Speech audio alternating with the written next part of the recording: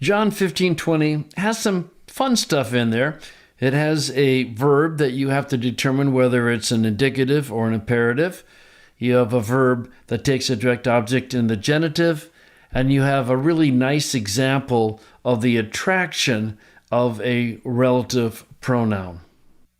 Mene manuete tu lagu, hu, ego epon humin, uk, esten doulos medzon tu kuriou autou, eme edioxon, kai humas dioxusin, ton logon mu eteresin, kai ton humeteron teresusin. So we start right off with this interesting verb to remember. What are the two things about it that you have to decide? Well, one, is it an indicative or is it an imperative, right? The form would be identical in either situation. From the punctuation here, it's clear that the Greek editors think it's an imperative, because if it's an indicative, it'd be asking a question. You would have different punctuation down here at the end. The other thing about this verb is it takes its direct object in the genitive. So it's remember the word, then here's your relative pronoun, right? Rough breathing, accent. So this is the beginning of the relative clause. It goes to the punctuation. Now, what determines the case of a relative pronoun? Its function inside the relative clause. What case should who have been? Well, if you get confused, just replace a pronoun with its antecedent. The antecedent's lagu. So it's, I spoke the word to you all. I spoke which to you all. So the relative pronoun is functioning as a direct object of epon, so it should have been in the accusative, but it's not in the accusative, it's in the genitive, because it's being attracted to the case of its antecedent. In other words, it's changing to the same case as the antecedent, as if it were an adjective. So a great example of attraction.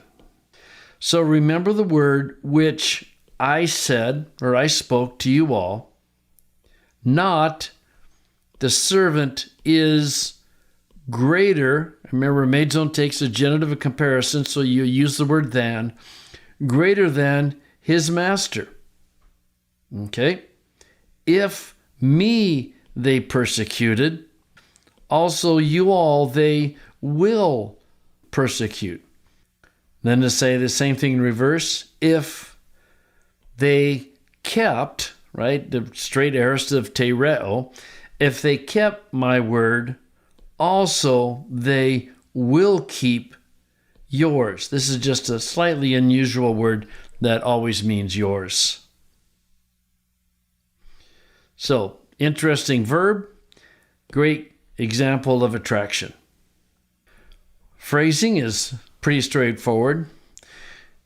Relative pronouns are always introducing dependent clauses. In other words, relative clauses are always dependent, so you do a new line there.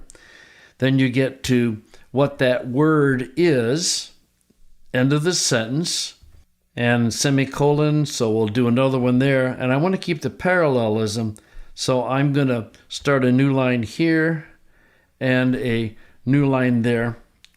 See if I have enough computer screen to illustrate this. So, remember the word. Well, what word? Well, the word which I spoke to you. And remember, on relative pronouns, you always got to connect them to their antecedent. Either you put them underneath them or you draw an arrow. Here's the saying. A servant is not greater than his master. Okay. Here are the consequences with these two conditional sentences. If they persecuted me, they will also persecute you. If they kept, in English you almost have to say had kept, don't you? If they had kept my word, they will also keep yours. And if you really wanted to emphasize the parallelism, you could line up these words, but you have these two words and these two words. And then you also have these two and these two paralleling in other ways. But if you find it helpful, go ahead and do it. In this day and age, it's more and more becoming common to see Christians being persecuted. And this is why.